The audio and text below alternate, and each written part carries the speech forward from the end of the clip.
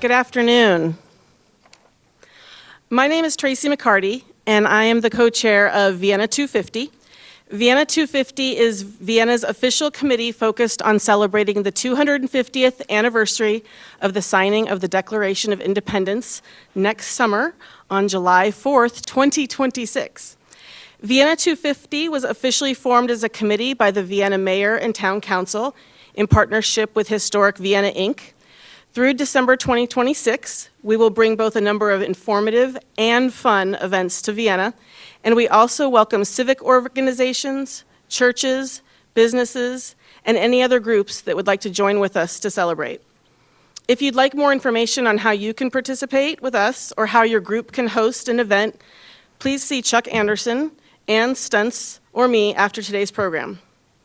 I'd like to take this opportunity to acknowledge our elected officials who have joined us today, and I think I saw Ray Brill from the Vienna Town Council come in a few minutes ago.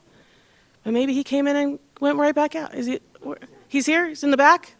Great. Thank you for coming. Before we get started with our panel this afternoon, I'd like to tell you about our next event so you can mark your calendar. You may have heard that Ken Burns has a new documentary called The American Revolution, premiering on November 16th on PBS. Ken Burns has been touring the country since earlier this year, showing a 45-minute preview trailer, or a screener, in major cities, often at historic locations. In March, he was at St. John's Church in Richmond, where Patrick Henry gave his famous speech. Then he was on the grounds of the Governor's Mansion in Colonial Williamsburg. He's going to be at Mount Vernon on Wednesday this week, so he will not be at the Halloween parade. But I am pleased to announce that on Friday, November 14th, at both 7 p.m. and 8 p.m. in the police station community room, we will be showing the same 45-minute preview screener that Ken has been showing. Unfortunately, we don't think Ken Burns will attend, though you never know, because 2 days later, he will be at Mount Vernon premiering The American Revolution, so we might see him. But please do join us for a night at the movies on Friday, November 14th. We'll show the screener twice, we'll have popcorn and movie snacks, and maybe even some live patriotic music in between both showings. So now I'd like to introduce our panel who will discuss Vienna at 1775. First, we have George Oberle III, PhD. He is a history librarian and director of the Center for Mason Legacies at George Mason University. The center is an interdisciplinary and collaborative research center housed in the university's Fenwick Library that seeks to preserve and examine the legacy of George Mason IV, his ancestors and heirs, and the people he enslaved. In 2022, Dr. Oberle was the recipient of an American Library Association Award for National Public Service. He received his PhD from George Mason University, and Dr. Oberle has been a regular panelist and contributor to Vienna's Liberty Amendments Month program. Next, we have Georgia Brown. She is the manager and archivist for the Fairfax Circuit Court Historic Records Center and curator of the Fairfax Court Slavery Index. The Historic Records Center holds the records of Fairfax County and its courts dating from 1742 through the early 1900s. Ms. Brown got her start at the court archives as an intern in 2015, where her intern project became what is now the Fairfax Slavery Index, which attempts to capture all enslaved and indentured persons mentioned in court documents. Ms. Brown is also a veteran Liberty Amendments Month panelist. Ann Stuntz is the president of Historic Vienna, Inc., and grew up right here in Vienna. She has a degree in art history from Princeton University and an MBA from Columbia University. After a career in finance in New York and London, Ann returned to her historic family home in Vienna and is devoted to preserving the history of the area.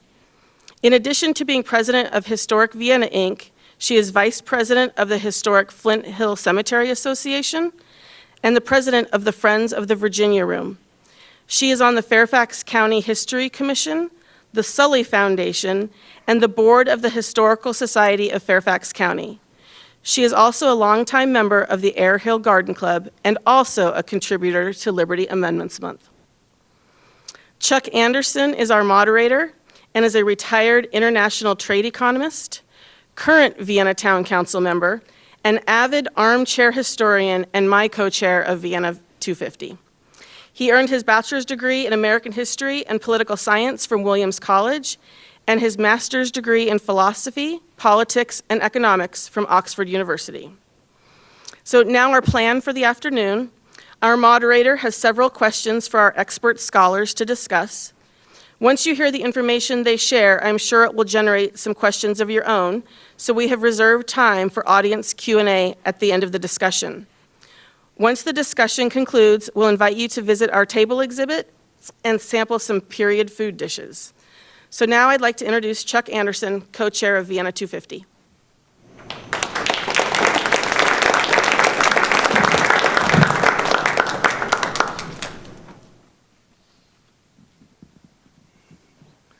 Okay, it's confession time. I really did want to be an historian like the people here, but I chickened out at the last minute and I ended up doing economics.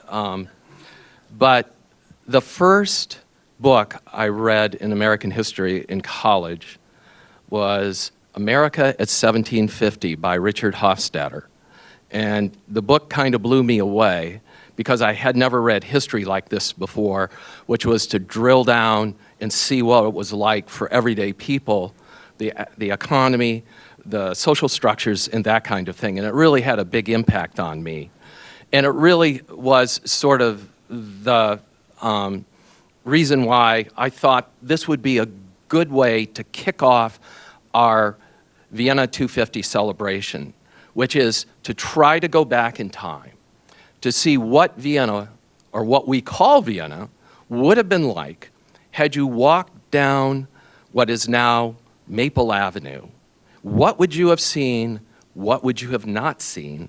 Who was there? What was there? And why was it there? I'd like just to start, though, with the introduction to Hofstadter's book, because I think that really lays the groundwork for the first part of this discussion, which is essentially the landscape, what you would have seen in that kind of thing. Hofstadter began his book as follows. It is hard now to imagine, but it is a matter of record that a mid-18th century mariner approaching the American strand could detect the fragrance of the pine trees about 60 leagues or 180 nautical miles from land.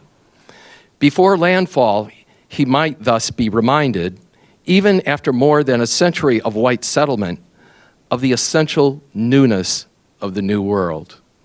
And with that introduction, I pose the first question to the panel. If you were to walk down that imaginary path in 1775 through what is now the town of Vienna, what would you see? I'll turn it over to Georgia first. Yeah, so, can you hear me? Okay. So I was asked to talk about the flora and fauna, and I work at the Historic Record Center where we have all of the court records from the beginning of the county, and you might be surprised at how many things you can find out about nature when you're looking at court records, especially trees. You were talking about the trees, and you might expect that it was very much wilderness here at the time, but we can see early on in the records that they are already clearing land as they're developing more, and people are starting to lease out land, which we will talk about some more.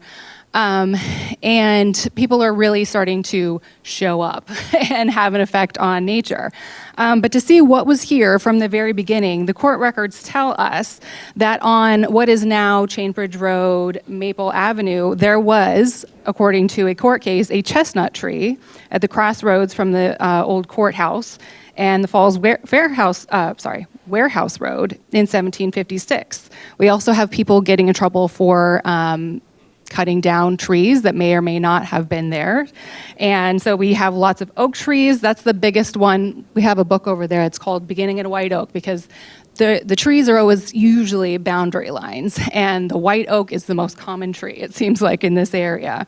Someone cut down trees, 50 oak trees for 20 pounds each, 20 hickory trees. And then we have in 1785, Alexander Henderson was really, I don't know, he was trying to clear everything. So he gets in trouble for cutting down 1,000 oak trees, 500 pines, 1,000 hickory trees, and then also hawbush, black oak, locust, poplar, Spanish oak, and a pohickory. And the closest we could find, we looked this up, the closest we could find was a chokecherry tree to being what a pohickory was.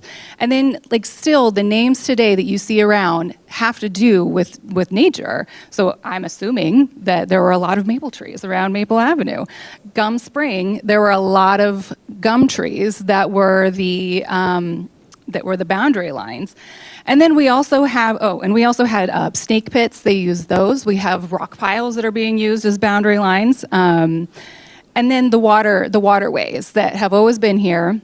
And the names, luckily, when it comes to tracing property, which is what a lot of people do with us, they use the waterways as boundary lines where the properties start. And the names that they gave them in the very beginning of the county have stuck around today. So we have Piney Branch, Rocky Branch, Scott's Run, and if you want to look at afterwards, the 1760 map, you can see where all of those were. Scott's Run, Pimmet Run, Difficult Run, which became the border for us in Loudoun County, and then Wolf Track Run, which we will talk about a little bit more. Can you tell us anything about the wildlife? Yes, I can tell something about the wildlife. So in the beginning of the county, we know what was here in terms of predators because this was a big problem as they are tearing down the trees and clearing things for their farms, and they have livestock that they are wanting to keep for various reasons. And the predators that are in the area are a problem. And so from the very beginning, we have bounties for fox, hawks, owls, to protect the lambs, the pigs, the fowl. And the early wolf bounties kind of led to what became the dog tax fund that still exists today. But so up here we have a copy of a minute book page, and it shows James Jenkins, who lived in this area, he brought in 3 young wolf's heads, and they were certified. They had to be certified by a justice of the court, and then William Simpson for 1 old wolf head or wolf pelt. And so you can see the evolution of the wolf bounties and what they thought was important, which ones were more valuable. And so it goes from 1749, 62, 83. And then in 1835, after we are now using dollars instead of pounds of tobacco that you would be paid in, they set the bounty at $5 per scalp under 6 months old, 10 per scalp over 6 months old. But nobody ever brought in a wolf scalp or head after 1783. We don't see any more of those. So that means that the wolves were likely mostly gone by that point. Awesome. I'm sort of here to try to give bigger context at times. And one of the things that you can see in this map is how between 1765 and 1776, there was a prevalence of increasing the amount of wolf bounties in counties west. And so the kind of meaning of this is that there was a greater need to kind of increase the amounts that people would be paid in order to bring in wolf bounties. If you look in these eastern counties, even in Fairfax there, you can see that Fairfax is not increasing the amount being awarded for these wolves bounties, meaning that there's starting to be a decrease in need. If you look at the next slide, this is what it looks like between 1776 and 1806, where it's clearly moving even further west, where the amounts of bounties. And so this is an important thing for us to think about in terms of the way that people are settling and how they are trying to utilize the resources in the environment, how they are trying to protect their particular assets, and also the potential impact that it had on the indigenous kinds of animals in the region.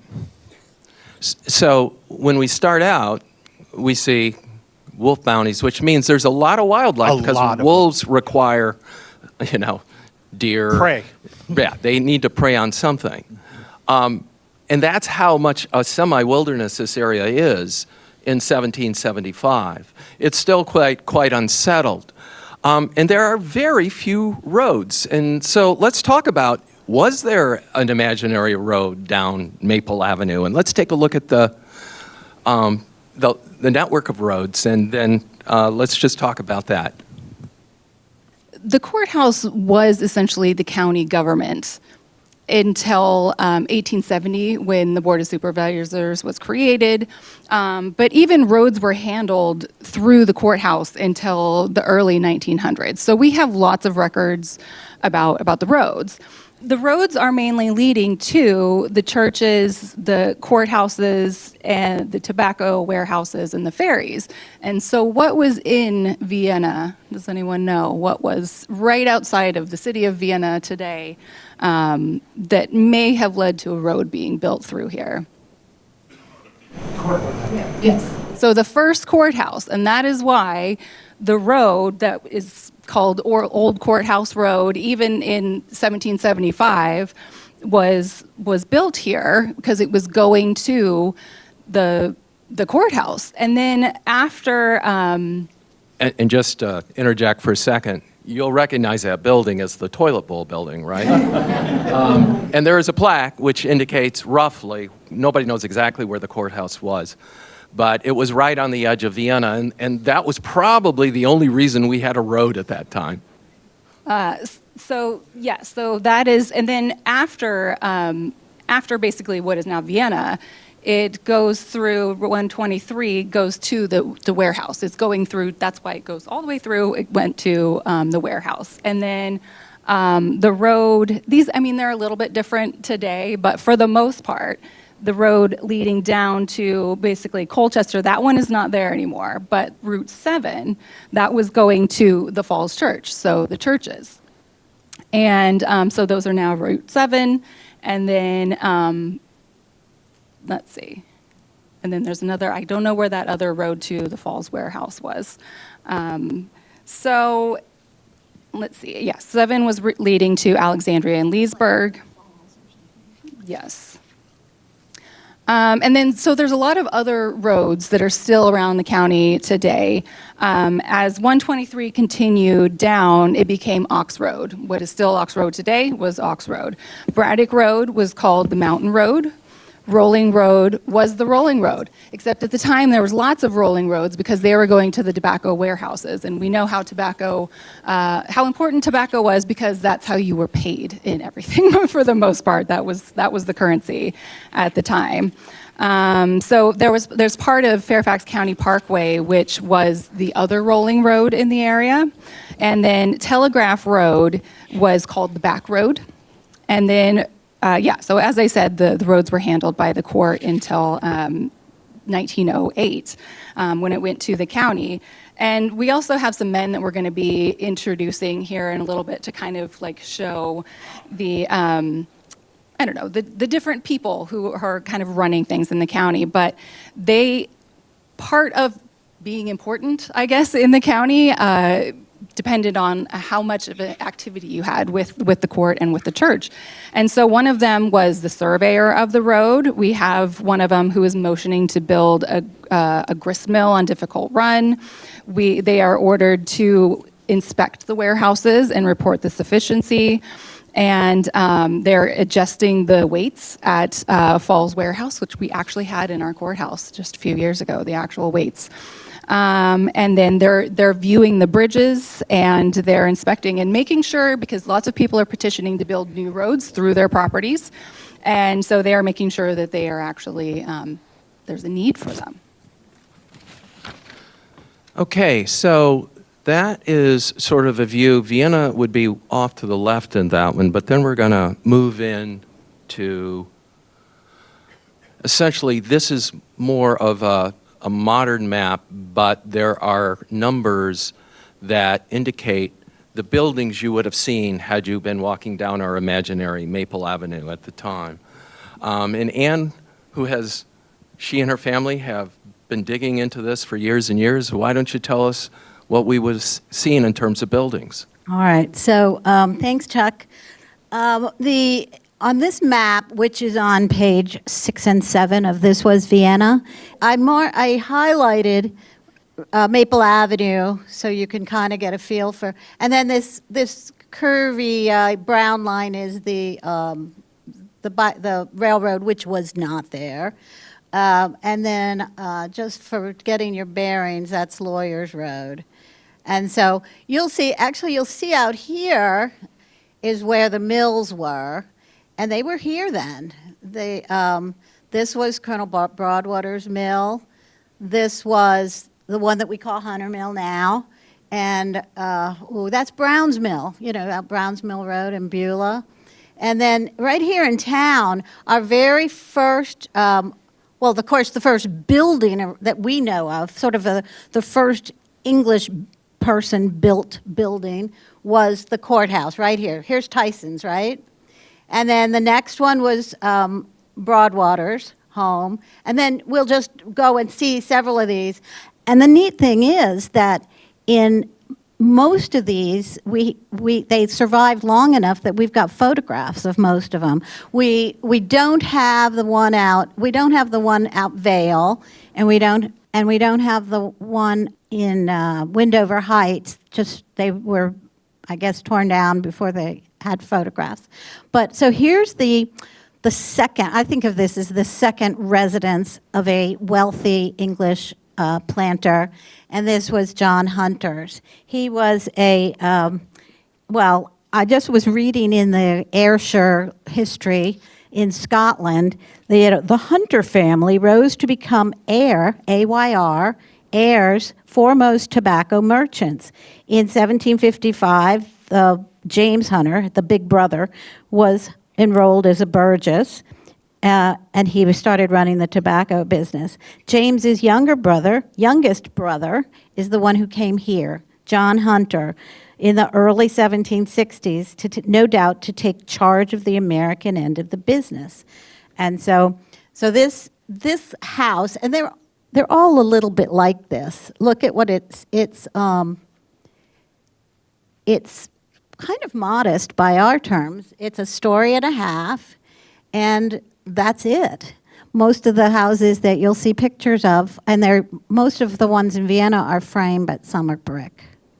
And for those who don't know, before this was Vienna, this area was known as Ayr Hill. That was its name. We were Ayr Hill for about 100 years, from when John Hunter built his house, Ayr Hill, until the Civil War, when we renamed the train station Vienna, and everything followed from that.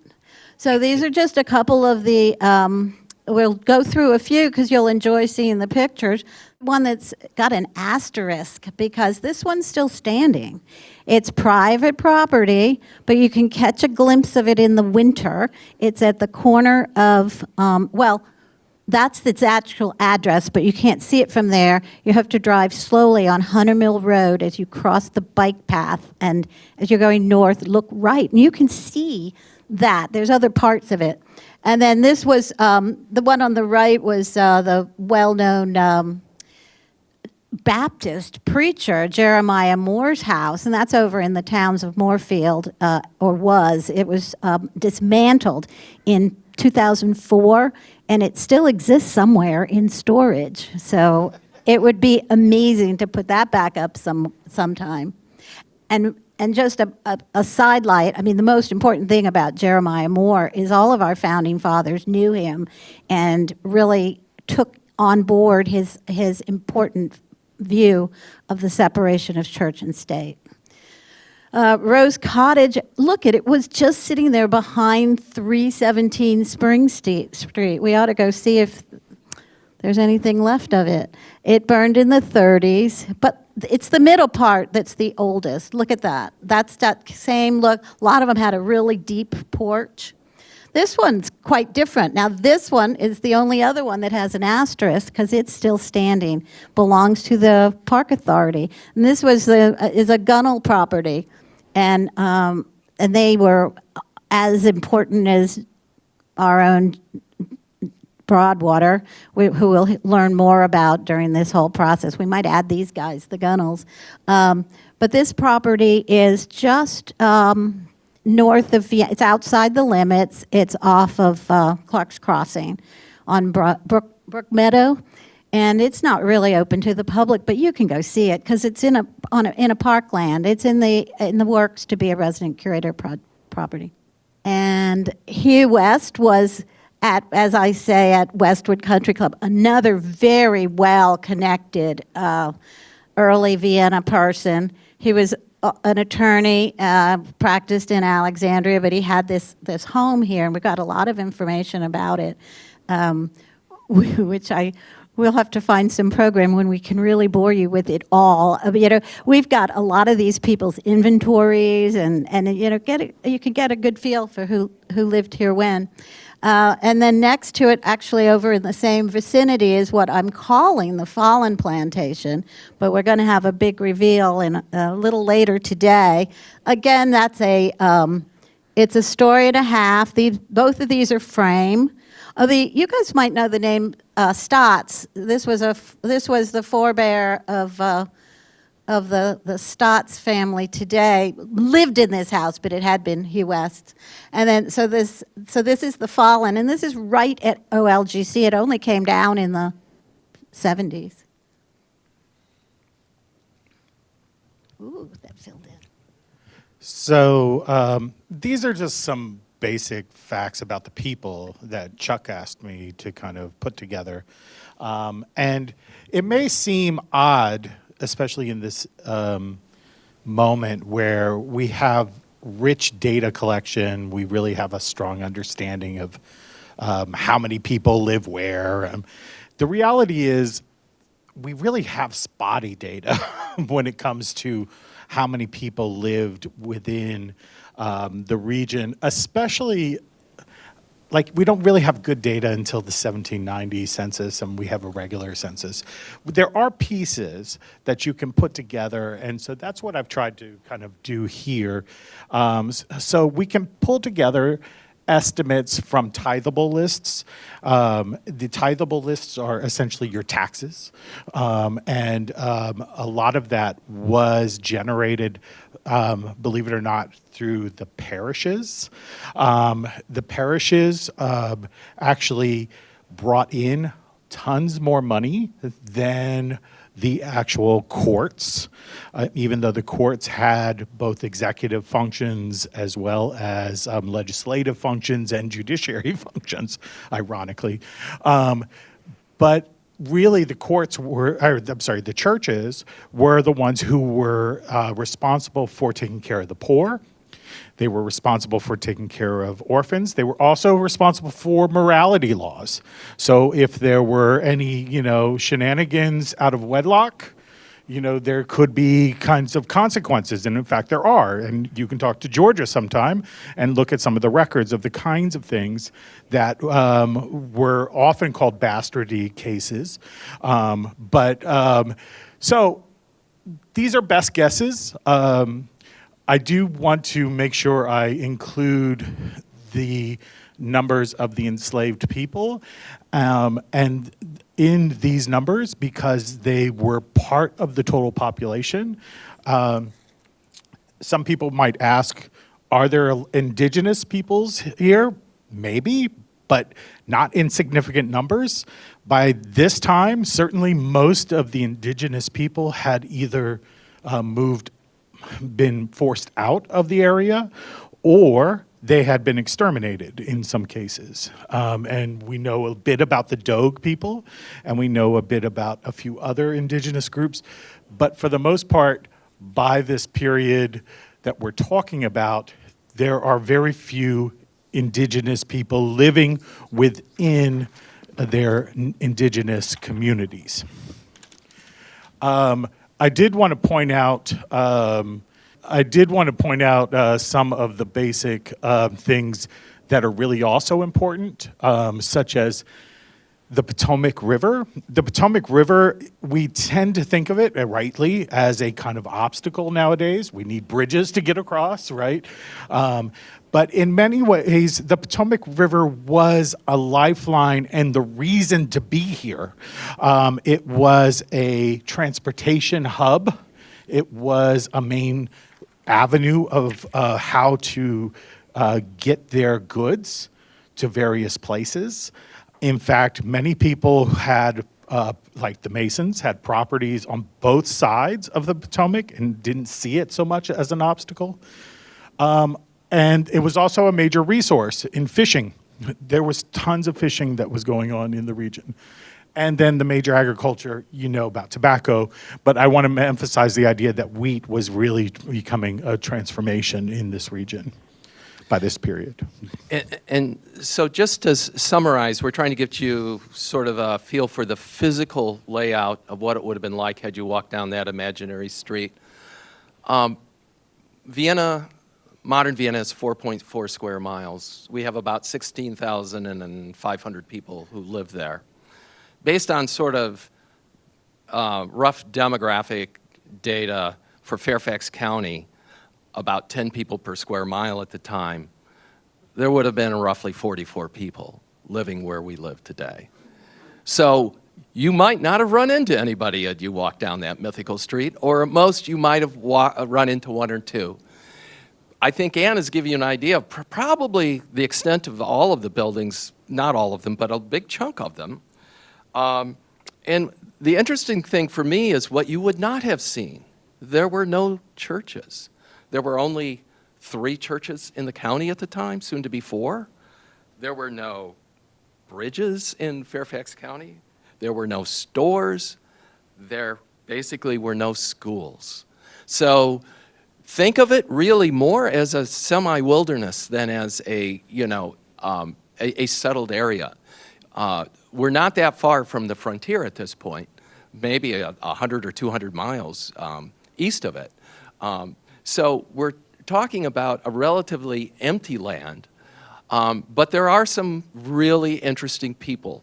And just in the last few weeks preparing for this, Georgia and George have dug up some really interesting thing about a couple of people who really serve as an example for what the social structure was like and who was there and what they did. So I'm going to now switch to this.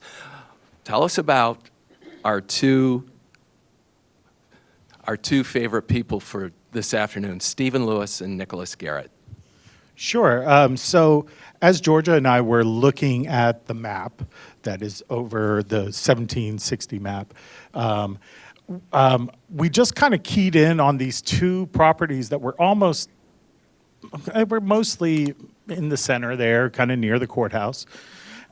And so I was like, I know who Broadwater is, but I don't know who these 2 people are. So why don't we take a look at them? And so we started with the landowner, because landowners are always easy, and that's Stephen Lewis. And Stephen Lewis, he has lots of land in different places, and he shows up all over the court records. And he inherited land from the original patent from Fairfax, and if y'all want to talk about that stuff, I'm happy to talk about that later.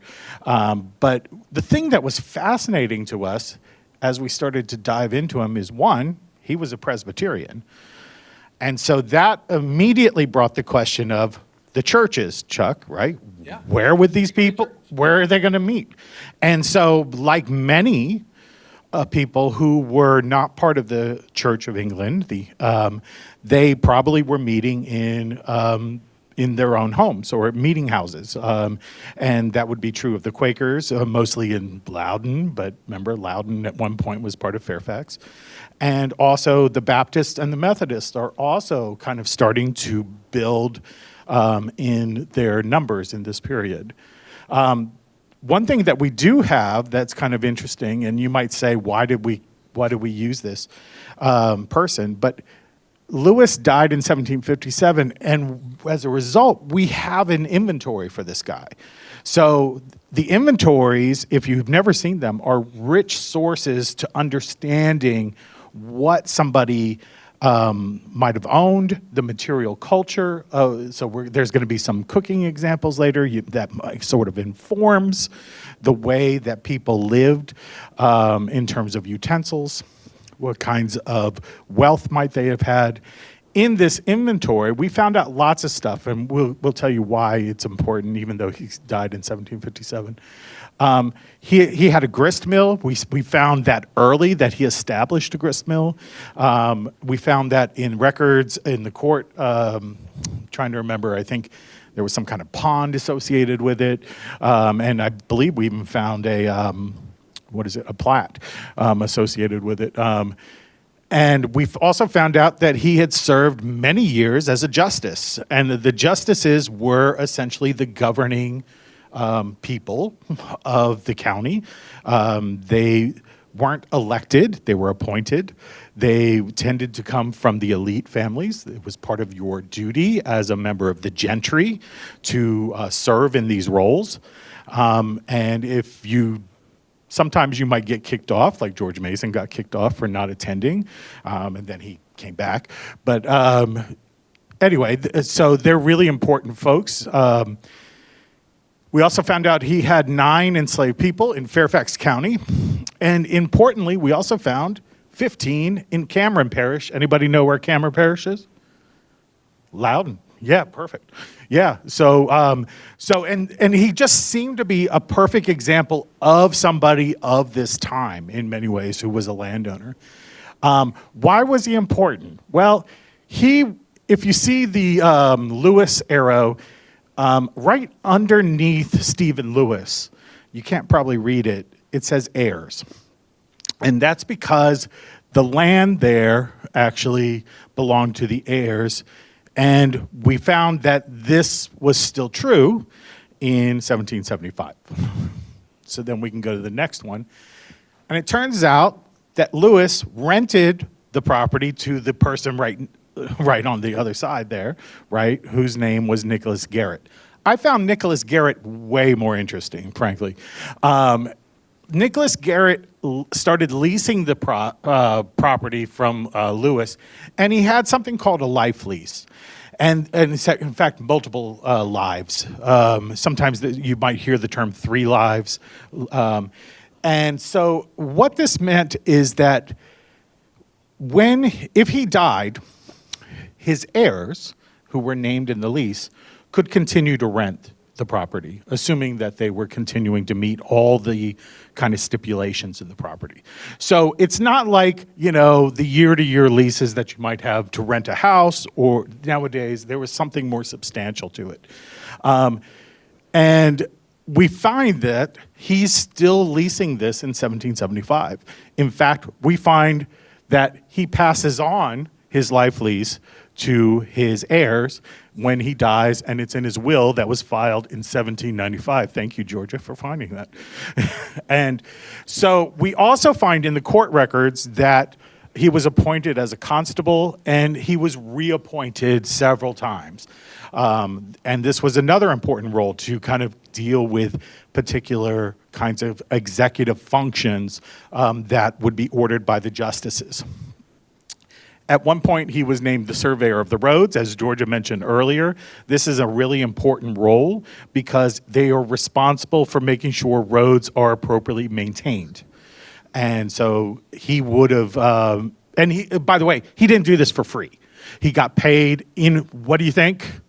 Tobacco, indeed. Tobacco. Why paid in tobacco? Nobody had any hard money. This is the thing that's hard for us to really understand. Nobody had real hard money. If you had specie, which they sometimes might have called it, or pound sterling, you were relatively wealthy. Even wealthy people really struggled with this. And if I could just sort of add on, go because ahead. I'm, an economist, or I was at one point. The tobacco even became kind of the Bitcoin of the day because you didn't even have to have the tobacco, you had the tobacco certificates. Exactly. So it's really interesting how human nature can create mediums of exchange out of almost anything. And so essentially, tobacco certificates were equivalent to money. You could just turn them in, and that would provide the holder a right to a certain amount of tobacco that was in storage, kind of like Bitcoin, actually. But, you know, it was perishable. It wasn't. I guess you know, could smoke the tobacco. You could smoke it, yeah, too. I don't know. But anyway, I always found that really interesting how human nature actually finds a way to create money if there's no money around. Yeah, that's really a good point. And that was really critical because everybody really wanted to be, and this probably stuns people since there was a revolution, they wanted to be part of the British Empire. They wanted, and the reason we know that is they were wrapped up and going into debt to have British goods. They wanted like the finest British teapots and all that other stuff. They wanted these signs that they were good British subjects. We also know that he was tasked by the parish, like many people. You didn't have a choice on this, by the way. If there was an orphan that needed to be cared for, they would say, you know what? Y'all are up. It's your turn. You get to take care of them. And in this case, the thing that was really exciting to Georgia and me when we saw this is he had a trade. He was a shoemaker. And that could be one of the reasons he was actually tasked several times to apprentice several different orphans and children. And so that was at least 3 times, as we've noted here.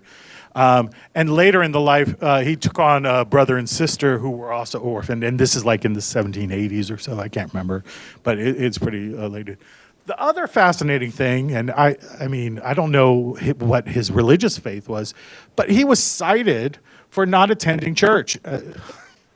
If you didn't go to church, you could get into trouble. And so he was called before the vestry and asked, he was going to be asked, why didn't you go to church for this month? Because you had to go at least once a month.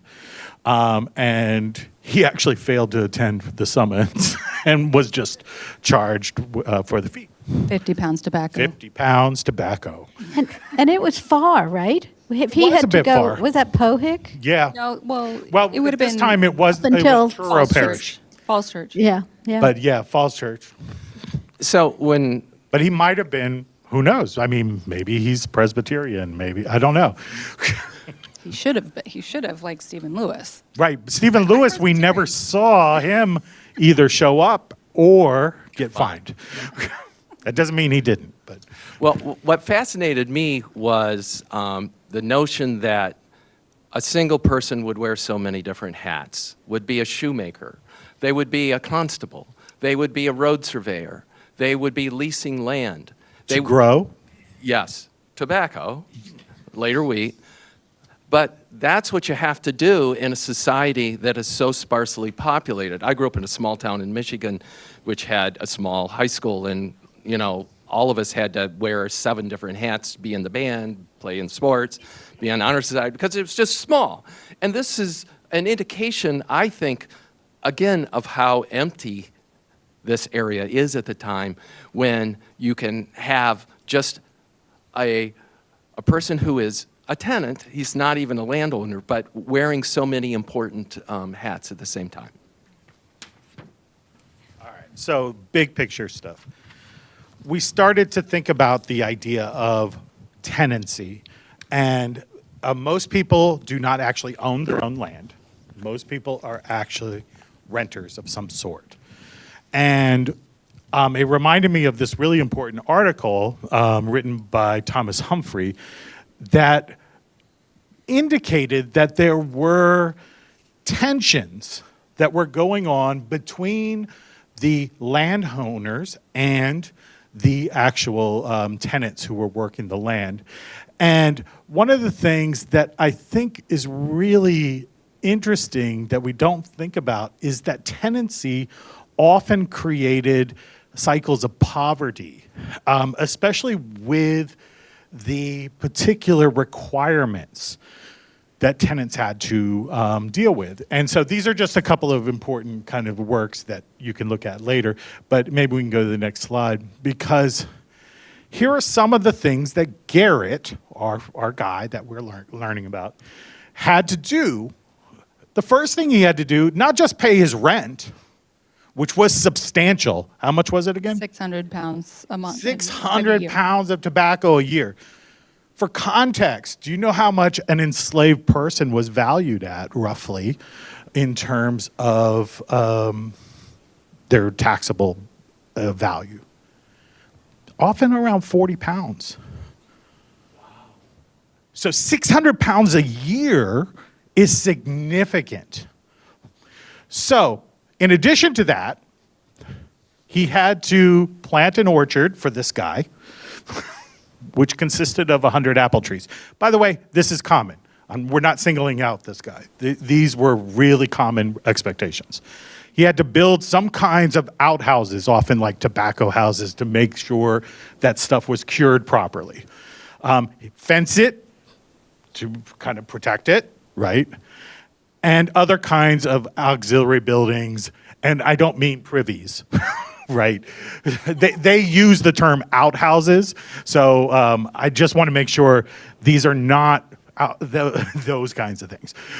These are buildings to help support the plantation space, and so I would hope they would have some privies. And so this is the example of the kinds of things that were multiple lives clauses. So if you see kind of where it says, said Garrett, his heirs, and the reservation, I should have put a block around this. But during the space of the natural lives of Nicholas Garrett, his daughter, Nancy Garrett, and his cousin, John Garrett, or of the longest liver of them, essentially they get to use the land, mine the minerals, and other kinds of duties, paying every year the 600 pounds to Stephen Lewis's heirs. And it goes on. I mean, we didn't put the whole thing in there, but that's what it looks like. And then, so this is more contextual information. So as an example, Robert Carter usually required his tenants who paid rent with tobacco to deliver about 530 pounds. And they could pay in sterling, 3 to 4 pounds. But this is per 100 to 150 acres. Now remember, our guy is leasing out 200 acres. So this is not that dissimilar. Tenants who sold their crops often paid about 2 shillings and 6 pence sterling per 100 acres. Some tenants rented enslaved people, right? And this increased the amount of rent owed. Importantly, this was used, especially during the Revolutionary period, as an incentive to have people continue to rent, right? So this was a way to attract more renters. These rents were due every year, but it was pretty common that people missed their payments. And the way the landlords, and these are rich in the court records, except we're missing some during the Revolutionary period, but the landlords go after the personal property of people. And then they have auctions. So what happens is there's resistance. And so a lot of the resistance, even though we don't know of anything in Fairfax County, neighboring Loudoun County does have what amounts to a renter strike. A man named James Cleveland, who was a tenant of George Washington, he wanted to encourage all people who were renting to strike against the landlords to get better terms. And George Washington asked him at one point in time to go deal with some of his Western kinds of areas, the same areas that got us into trouble later, or earlier rather, in terms of the French and Indian War, because there was a law that if you didn't improve your land within 3 years, you would lose title to your land. So he asked Cleveland to go out to some of his western properties, start improving the land, and then if he could do that, then he would be paid in cash, in specie. Well, unfortunately, he got ill. He was late. There was not a lot of, Washington wasn't sure if he actually delivered on the things that he said he did, although Cleveland did say that he finished the work. And ultimately, they decided to give him paper money instead of hard species, which meant that Cleveland couldn't pay his dues, what he needed to pay for his own land. And as a result, he was angry, and he started this kind of resistance movement. So ultimately, it's not, I don't want anybody to think that these are levelers, social levelers. They wanted to have a more equitable access to their own land that they could utilize. And in many cases, because of this resistance that was happening, it put pressure on those who were in the gentry class to recognize that the meaning of the revolution needed to be a little broader. And that meant a little bit more access to land, especially for white landowners. Yeah, so thinking about who's actually working the land, I'm sure that they were also working the land. But so for Stephen Lewis, we know that he had enslaved labor. So when he was living on the plantation, no doubt, he had enslaved labor to help. I don't know exactly, it would have gone to the heirs after he died, which was basically when Nicholas Garrett took over. So I don't know if he did rent. I don't have any evidence that he did rent the enslaved people from the Lewis estate. But they would have been on the land before 1755. And I forgot to say before we got started, we are missing most of our records. So if you're wondering why we are talking like prior to 1775 and after 1783, it's because we have to piece these things together because we are missing the minute books, which holds the bulk of the court records from 1775 to 1783. We like to blame this on the Civil War soldiers, but I don't know. I can't say for sure that it was them. So if you're wondering why it's so before and after, that is why we have to piece these things together.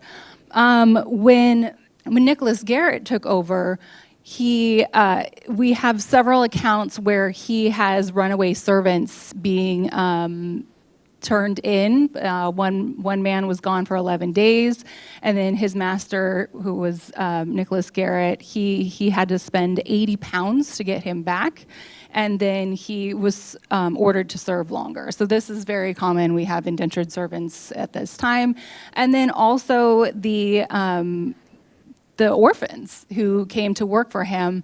So he was tasked with teaching them the trade of shoemaker, but I think he taught them more than just shoemaker because there's two of them. So this one it says, ordered that the church wardens of Fairfax Parish bind Solomon Cassidy, an orphan child of 4 years old. I don't think they're getting much work out of him at 4 years old, but like going along. So I think that's how it kind of seemed to work. Where they took care of them so they're not a burden on the parish until a certain point. And also, I noticed that it was after he got in trouble for not going to church frequently enough that he started getting assigned orphans. So he was assigned to learn the trade of shoemaker, but let's see, Solomon Cassidy and one other of the orphans who were assigned to him, they go on to do a lot of the things that we see Nicholas Garrett doing. They are chain carriers on the roads. They are overseers of the roads. So they were successful, I think, because of what they learned maybe from Nicholas Garrett or someone else who they would have been bound out to by the overseer. Well, no, sorry. overseers of the poor is what it is after the separation of church and state. So the parish wardens. Okay, so we deliberately focused on a minor landowner and a tenant because oftentimes when we learn history, American history, in high school, we hear about the landed gentries and the slaves, when the reality is that minor landowners and tenants are by far larger in terms of the total population than the landed gentry and the, well, not the slaves, but certainly the landed gentry. But we have to finish off with the Virginia gentry and our most famous Revolutionary era figure, which is Colonel Charles Broadwater. He lived within the essentially boundaries of Vienna, and we know quite a bit about him because he was an important person during that time. And I'd like Anne to start because she basically and her family have sort of documented Colonel Broadwater throughout these years. And my folks knew this house, as did I, because this house that Broadwater lived in only went down in the mid-'80s. You'll read, actually, when you read about him, if you just plain Google him, you'll say, it says his home was torn down in the mid-'80s to make way for Vienna Woods. No, it was sidestepped by Vienna Woods in the 50s and 60s. It stayed through another 20 years till, and you can see it's different houses and all. So look at this house. It's just the kind of thing we've been looking at. A deep porch, 1.5 stories, dormer windows. But Charles Broadwater, that's just a shorthand of some of the things he did. He was really a respected fellow in this county. He was born in 1719. So fairly, he became a coroner, a sheriff, a vestryman at Truro, then vestryman at Fairfax Parish. He's always on the same page with George Washington and George Mason. You'll see that he and George Washington were delegates to the First Virginia Convention, where the Fairfax Resolves, which look like this right now. There might be some in the back you can take home with you. This was written in and accepted in 74, and they went off, the two of them, look, Broadwater and George Washington, to the First Virginia Convention. And then they went to the Virginia Assembly in July of 75, and then he went on his own to the Virginia Assembly. But why was he so great? Well, he was a very respected military man because he'd been in the French and Indian War. He was a captain in the Virginia militia, and so he was off with Braddock at Fort Duquesne. Do I have some? Oh, look here. This is, you can see this. You just drive, it's right at the corner of Tapawingo and Frederick, across from the water tower. And just walk right up to it. Those people who live there don't seem to mind. And the various men in the family are buried there. I can't remember if there's a woman, but, so that lists a lot of his the things he did as Burgess and all the other long list of things. He apparently, so in the French and Indian War, he and George Washington were commissioned by Governor Dinwiddie as captains of the militia, and off they went. And Braddock was defeated and died, but their courage was recognized, and it made him a more important person. So over the next year, if you see me walking around town in this colonial garb, just refer to me as Colonel. I think we're going to wrap it up here. We have tons of additional stuff we could go on for the rest of the afternoon, but I think it's time to let you guys ask some questions to this distinguished panel. I'll bring a mic around. If you put up your hand, if anybody has any questions, here we have one. When Fairfax was established, were they using the word county? Yes, they were. Yes. A lot of information on enslaved people. What about indentured servants? How long did that go on for? And are there records of that? Because wasn't that like a contract? It was a contract, and we do have, well, so we don't have their contracts, because that would have been in England, I'm assuming. But we do, they show up in inventories, just like the enslaved were show-ups, and it, like, so their value would go off of how much time they had left.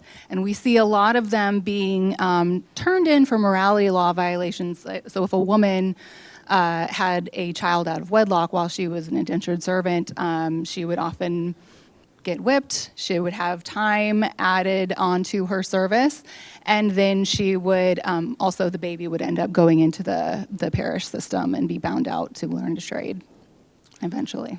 And Yeah, and there are a significant number of indentures that are continuing on into the Revolutionary period.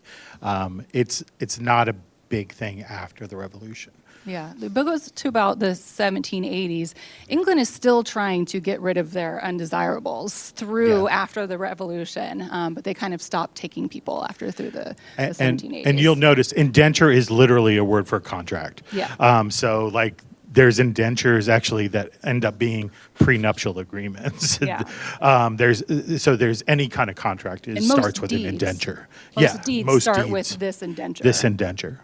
And there's another sort of monetary element to this is, if I remember this correctly, you get your indenture, you serve it, at the end, you're granted a certain amount of land.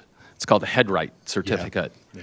Well, you know, these people would come over, they would decide this is not for me, maybe they would die, but the headright certificate would be valuable, and they would be bought and traded, and as I recall, George Mason's predecessors really made his money by buying Yeah, up through headright those certificates. headrights. Yeah, he bought up exactly. headrights. Okay, Brad? I was very interested to see that a person was fined for not attending church. So that raises a question, how much authority did the church have over daily life, over the economy, and was there, in the pre-revolutionary days, any kind of a conflict between civil and church authority at that time? Yeah, they have a significant amount of authority. That you could be, I suppose they have, they certainly have corporal authority. You can be whipped, punished for different kinds of crimes. You could be, the fines are pretty significant. They have things over what they would call law jurisdiction over what they would call morality kinds of topics. And it shows up both in the court records, but also in the parish records too, here and there. Georgia, you want to add to that? It was just very combined. A lot of the people who were the trustees of the church were also the justices in the justices. court. So it is very, very circular. Yeah, they're the same. Absolutely. So how do they justify the separation of church and state as they are imposing these these punishments? Yeah, I think in some ways because of that, that's what many people were suggesting that needed to be separated, especially for those as you start to see the Great Awakening and the kind of separation from official churches, certainly the Church of England, and people who are dissenters, whether those be Baptists or Quakers or other kinds of Presbyterians, I suppose, right? I think they are very much concerned about their money being utilized to enforce these kinds of rules. So I think that is a really important reason that many people bought into this idea. And I always wonder as well, especially when it comes to like George Mason, and when it comes to separation of church and state, and also freedom of religion, because we have documents in our records where people are signing, they're taking an oath when they either were appointed to an office or like serving in the militia. And the oath is saying, I do declare that I do not believe in transubstantiation. So there was basically signing, I am not Catholic. And so I wonder, I see George Mason signing it and George Washington for the militia, how much effect that had on the founding fathers and why they decided to go that way. Yeah, I'm really glad you mentioned that, because, and it's important that George Mason actually had buddies who were Catholic. The Brent family is a well-known Catholic family.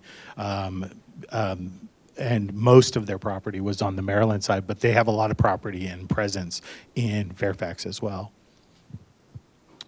Yes, my name is Dee Dee Carter, and I just want to let you know that my great-grandmother, Gloria's great-grandmother, and Hoyt Carter's great-grandmother burned down the first courthouse. I have found through my research what the courthouse potentially may have looked at, and also we had a burial ground somewhere around that area, and is now gone. But from my understanding, speaking with the Fairfax County archaeologists, that they have found a lot of indigenous artifacts. So we're working on with the Fairfax County what kind of artifacts they found. But also at our great-grandmother also owned 50 acres out near that area, near Freedom Hill, and where I think it's out near Westbright Elementary. She owned 50 acres out there.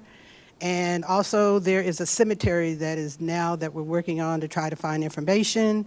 And we're also, the Carter family is also working to get that data change that's down in the ground that says hostile Indians burned down the courthouse. My great-grandmother was an Indian warrior. She owned a lot of land around here. It was taken from her. It took her 3 tries, but she got it burnt down, and they moved the courthouse to Alexandria. Yeah, I'd be really interested to see more scholarship on that. Right now, there's not a lot of scholarship that helps us understand that, so I would love to see more work done on that. Yeah, I'm curious about the gallows. Were there gallows on Gallows Road? That comes up a lot, right? It does come up a lot, and that's how we always explain. So our courthouse where we work was built in 1799. It's the 3rd courthouse. And I always explain the first one was up in the Tyson's Corner area, and that's why Gallows Road is going that way and not to us. So what I've been told, I haven't seen actually any documents, but what I've been told is that there was we shared a gallows with Alexandria, Arlington, Loudoun, and Prince William. And so it was on a cart. And that's why it went up the road to the courthouse. So it wasn't a standing gallows. That's why you see the gallows going up the road. All right, so I'm going to do one more question because we've got some really good food that we need to try, and I'm hungry. I noticed on one slide that it mentioned, in addition for indenturing him to be a shoemaker, he was also to be taught to read and write. Yeah. And I wanted to know if that was a common part of the apprenticeship, and what was the literacy rate, really, if you've got any way of determining. Yeah, that's a really great question. So my experience of looking at Virginia indentures is it was very common to see that requirement. I haven't looked as many as Georgia has, but I imagine that it would be a common rule for these kinds of things. In terms of the percentages, those are always hard. Most people would agree that there were more literate people in what became the United States than in England, and part of that was due to the requirements like the kinds of interest in the biblical kinds of training. They don't match New England. We know a lot more about reading in New England, but we do know that it was a common requirement. Yeah, that was a common requirement. And then with indentured servants, they also mentioned giving them tools, clothing them, and so that was part of the agreement, was the clothes for the orphans as well. But yeah, I was kind of surprised when I first started doing this and going through all of the wills at how many women were literate, I guess. I mean, you can tell by when they sign whether there's an X or not. Yeah. And there were so many women who could read just like the men, and sometimes they were literate and the husbands were not. Yeah, that's a really good point. And there's a really great book, if you ever get a chance to look at it. It's called Free Women of Petersburg, which does this really great swath of time that shows how women were able to use their status, especially if they were widowed. They often would not remarry, and they loved having the free access to their own money and resources, and you can see it in the wills. Yeah. Well, I would like to thank our panelists so much for their wonderful contributions to the discussion today. So let's give them a round of applause.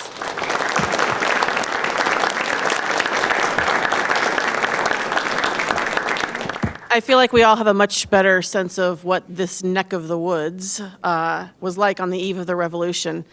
As a token of our appreciation for George and Georgia, we have a small gift for them.